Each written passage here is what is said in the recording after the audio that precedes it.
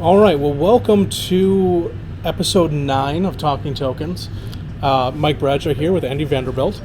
We had a couple of things that we wanted to talk about tonight, but then other things happened. Actual newsworthy things happened. And we're going to talk a little bit of time, or we're going to spend a little bit of time talking about that. And that is the newest press release that we got last week from Asmodee North America. So let me go ahead and pull that up so that we can see what we're talking about here. And we do have links in the video description, so you could follow along with us, check it out. The press release itself. Asmodee North America announces exclusive distribution agreement with the Alliance game distributors in the USA. As of it's dated June 1st, 2017. Asmodee North America is excited to announce an exclusive distribution partnership with Alliance game distributors in the United States. This multi-year agreement, which goes into effect on August 1st, 2017, is aimed at broadly increasing support for U.S. hobby game retailers. This includes the creation of a large dedicated Asmodee specialist team at Alliance, significant updates to Asmodee's sales policies, and a number of upcoming retailer initiatives designed to support and grow the market. More information on updated Asmodee sales policies and details about upcoming retailer initiatives will be made available in late June. This is an amazing and transformative deal, said Christian T. Peterson, CEO of Asmodee North America. We at Asmodee have long enjoyed a terrific and productive relationship with the great people at Alliance.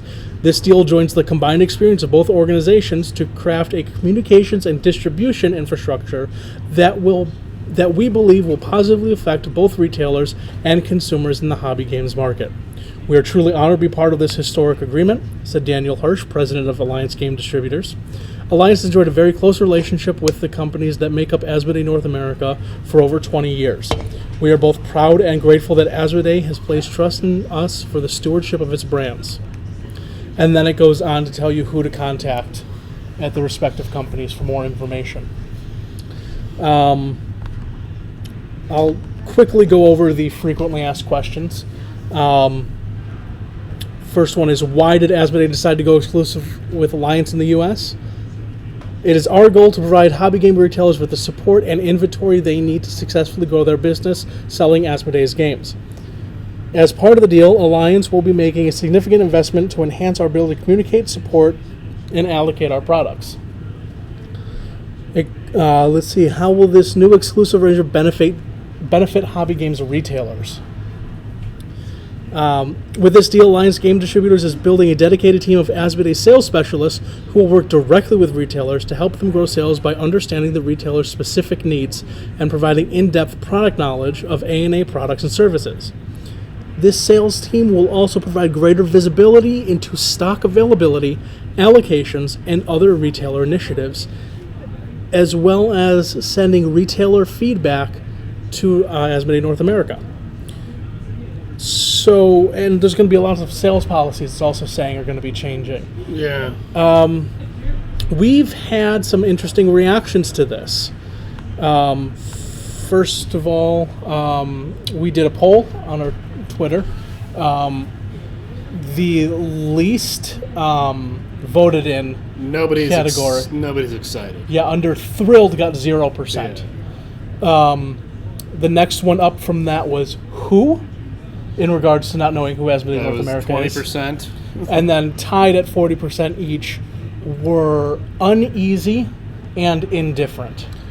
It seems like that's pretty much where everyone's going to be.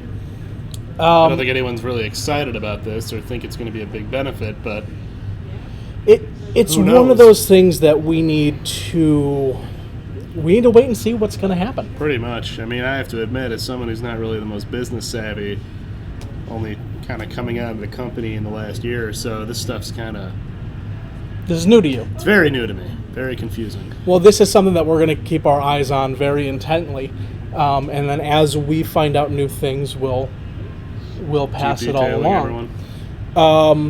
So that was the big one, and again, I've seen everything from indifference to, oh no, the sky is falling. Like you'll have with any sort of company announcement. Any big change that's going to be happening. Hopefully, this is all going to work out for everybody. I think we just got to be patient, wait and see. Mm-hmm. The next thing that we wanted to talk about was a pretty cool announcement that happened over the weekend. That is true. Classic game, Betrayal at the House on the Hill, is getting a new version. And it is going to be themed around Dungeons & Dragons. It's called Betrayal at Baulders Gate. And this one looks like a lot of fun because as opposed to having, searching through the haunted house, or rather the old abandoned house the way that you did in Betrayal at House on the Hill, you're going to be going through the city of Baulders Gate. And you have the catacombs, the streets, and towers are the different types of rooms and areas you can go into. It's a great IP to bring into this, I think. I really like seeing when companies do this, because, like a Fantasy Flight, just because we were talking about them with the Imperial Assault sort of formula. Yeah. And look how well that adapted to games like Doom. Well, which was originally starting Descent. with Doom. Yeah. No, starting with Doom. Oh, Doom was the first. Then Descent, then Imperial Assault, and then they re-released Doom. Yeah, in some case, I'm sure Betrayal at Baldur's Gate is going to have its own unique features. I know one of the ones you showed off was the every character has their own unique ability. Right, there's a wizard. The red character has a magic missile ability. The green character has an ability. Let's see, Flurry of Blows. So that's a monk.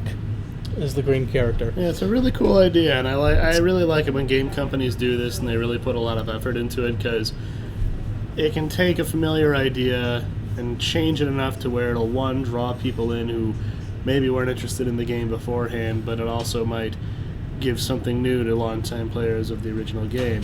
Sure, and then, you could have anything from the reason that there's a betrayer is he's taken over psionically by a mind flayer. Oh yeah, the formula fits. Becomes a werewolf. There would be some overlap with the betrayal ones. I know there's a werewolf one getting possessed by a ghost.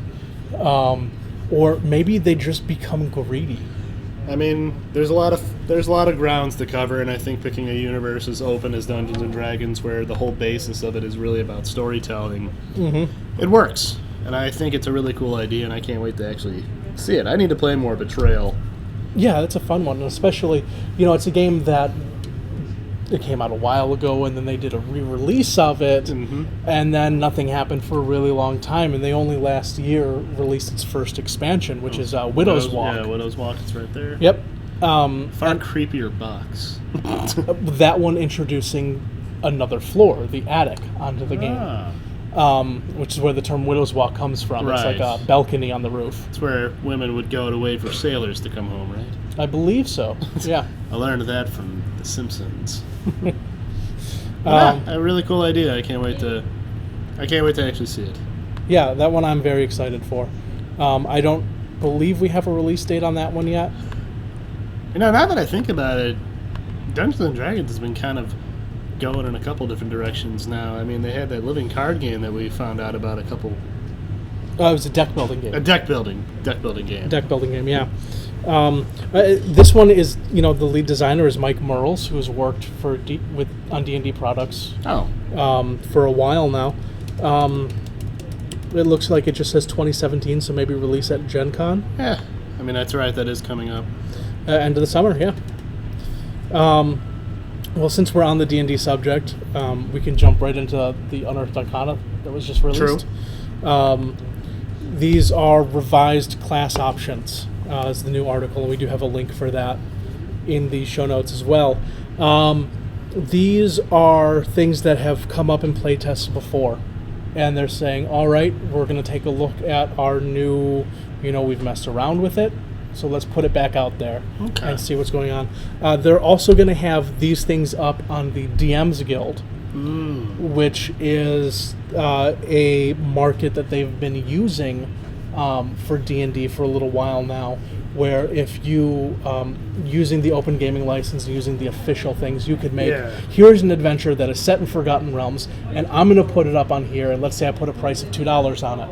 So you could sell games that you've designed officially in the D&D world. That's pretty cool. So they're putting these options on there now so that people have the ability to tailor that into the things that they're doing. Or you could put out maybe I have an idea for a samurai subclass for the fighter. You could put that on the Dungeon Master Guild. So one of the things they're going to be doing going forward is, this is something from Unearthed Acana. This is their next play testing level. They're releasing it out for use on things like that. But the 4 class options we have are the Druid, Circle of the Shepherd, which have spirit totems, and it's about summoning animal spirits. Similar to your shaman. Mm-hmm. We have the Cavalier for the fighter, which is like a noble... very much a knight. If they're not already there, they're on their way to it. Seems like they also have quite a little bit in terms of mounted combat. Yes, yeah, they have a 3rd level. You get combat superiority. Born to the saddle. Born to the saddle. So, starting at 3rd level, your mastery as a rider becomes apparent. You have an advantage on saving throws made to avoid falling off your mount. If you fall off your mount and descend no more than 10 feet, you can land on your feet if you are not incapacitated. So you just roll right off. You get combat superiority, different maneuvers involving riding. There's some neat stuff on here. Let's see, for the Paladin, there's the Oath of Conquest. So this is for someone who is very much about law. It's not just about your side winning. It's about completely decimating your enemy. Judge Dredd? You could go that route. Yeah. One of the abilities that they get, or one of the tenets of Conquest, is called Douse the Flame of Hope. And that says, it's not enough to merely defeat an enemy in battle. Your victory must be so overwhelming that your enemy's will to fight is shattered forever. Basically demoralizing. And it goes on to say, a blade can end a life, fear can end an empire. It even talks about the idea of paladins under the Oath of Conquest going so far as to align themselves with the devils of the 9 hells. And these are the Hell Knights. So that it's not about good and evil, it's about law over chaos and destroying chaos wherever it reigns. Then we have the Celestial Warlock. So it's beings of the upper planes. Solars, Kirin, unicorns, other entities that reside in the planes of everlasting bliss. As opposed to an infernal or a demonic entity. And then you have Eldritch Invocations for the Warlocks, and they list out a bunch of new ones here, and ones that have been changed a little bit that can be used for all classes, not just specific, or all forms of Warlock, not just specific to the type of entity you have. Let's see, like Gift of the Depths. You can breathe underwater and gain a swimming speed equal to your walking speed. It's a 5th level invocation. Or the Kiss of Mephistopheles. When you hit a creature with your Eldritch Blast, you can cast Fireball as a bonus action using a Warlock spell slot. This spell must be centered on the creature you hit with the Eldritch Blast. So it's a nice little 1-2 combo. So these are all up on Wizards' website. We have the link over there. Take a look at it. Try this stuff out and let them know how it is. It's a really great way for us to get the kinds of products we're really looking for. Yeah, especially with D&D, something so vast. Mm-hmm. Let's see. What else do we have today? We have... That's really it for the big things that we wanted to talk about. Yeah, the Asmodee thing was kind of, or Asmodee was kind of earth-shaking for the most part, it seems like. Yeah, as a store owner, it's something we need to think about, how is this actually going to work going forward, and what, how do we plan around things? And we'll know more towards the end of the month. Well, since you mentioned going forward, I suppose now's as good a time as any to inform people the future of talking tokens. Well, yes. So that is something that we are toying around with. I don't know exactly when we're going to start implementing it, but we are going to be switching over to an audio podcast. That's going to give us a little more freedom in terms of time constraints. We could do a little bit more research on the kinds of things that we want to talk about. And it makes it easier, I think, to get the product. You don't have to go to YouTube. It's still going to be a regular update. But it's also going to allow us, like you said, going on different platforms and things like that. iTunes, Podbay. We are still going to be doing our playthrough videos, our unboxings, our review videos, our organized play type things. We're still doing all of those. It's just this show in specific, Talking Tokens, is going to be switching to an audio podcast. Yeah, which I think makes more sense. Most of the people seem to be pretty interested in more so the audio portion of it rather than the video, because give them the links in the description or tell them about the game. Everyone can find it. Well, and you can still give the links and descriptions for an audio podcast too. So, so that's one thing. A little bit of store business. This coming week, we are going to be getting the Sea Rocks from X-Wing, the Fantasy Flight X-Wing miniatures game. Gum's epic ship. Yes. Along with the upgraded Skick.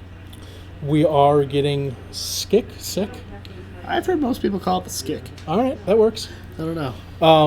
We are getting those. That's going to be exciting. It's going to breathe a little bit of interesting life into the game. And then hopefully we'll see more Epic being played in store. Yeah, I think it's going to be great. I think it's going to really shake things up now that Scum can kind of join in.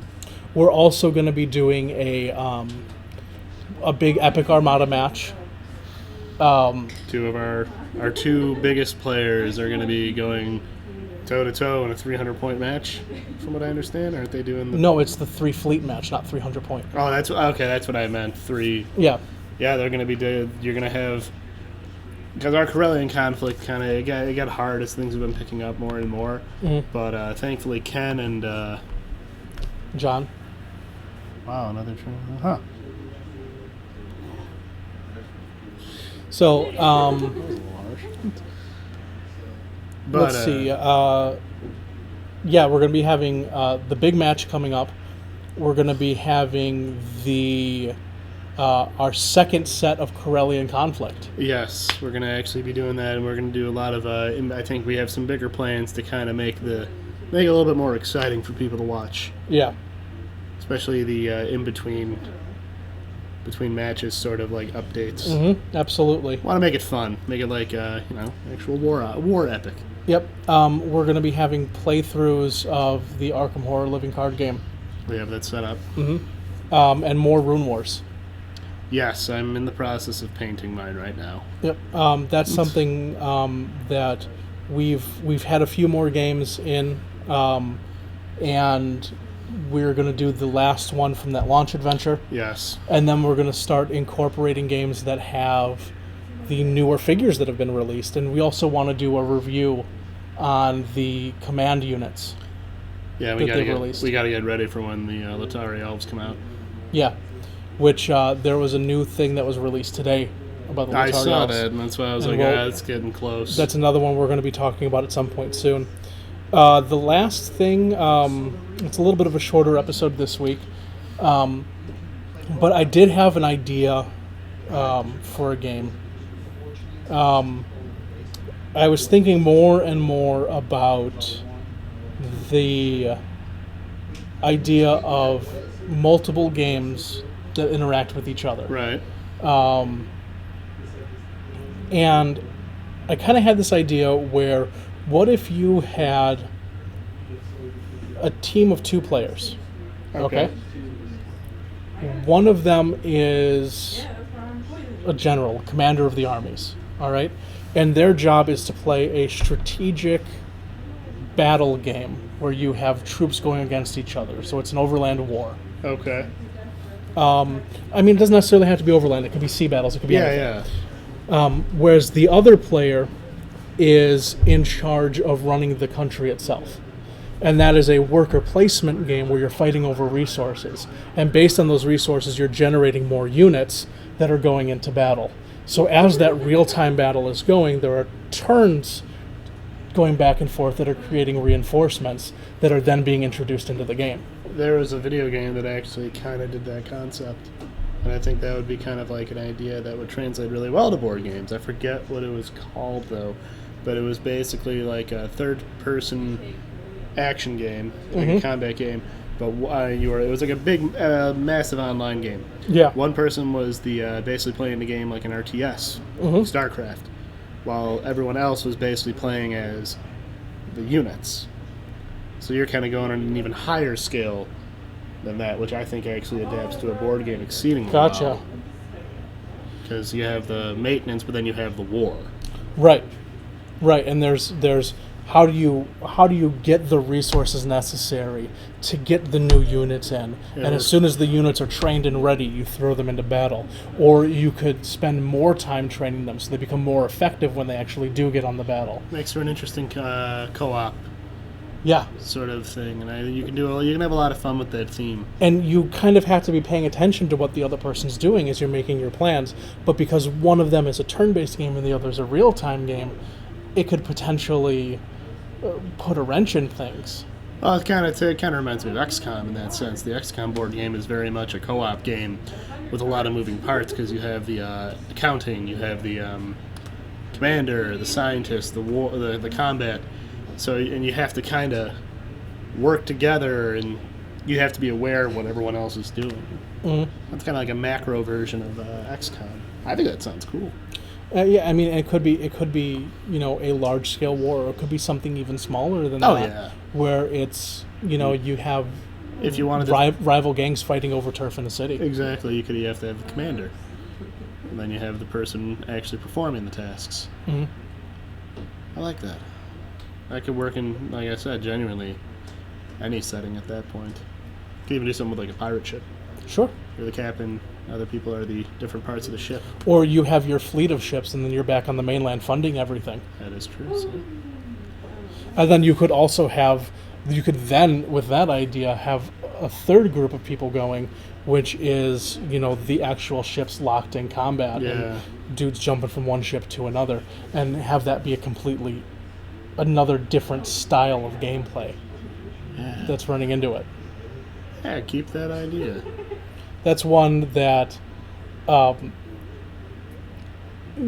jokingly had an idea that would be a stupidly complicated one where you're playing a game that is a deck building game, but the way that you get new cards into your deck is a worker placement system, so you're putting workers onto the cards and then you get them into your deck, and it's just something that's dumb and overly complicated for no reason. How many different games can you push into something? And then you can pare it down and make something really unique. Mm-hmm. And then I love the idea of a pitched battle, and then how do we sustain it? Yeah. It's a cool idea. I really like it.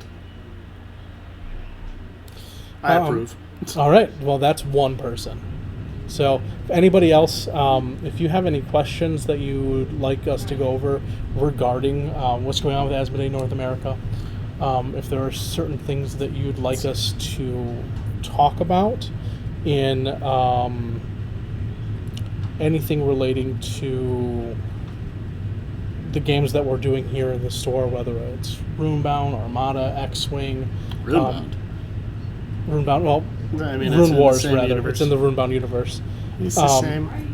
Any games that we're going to be doing unboxing videos, any games you'd like to see unboxing videos for, just go ahead and let us know in the comments. Make sure to follow us on Twitter and Facebook, and of course subscribe to us on YouTube. And then as we get more information about when we're going to be getting the podcast rolled out, yep, we'll keep everybody updated on that. But until then, thanks for watching.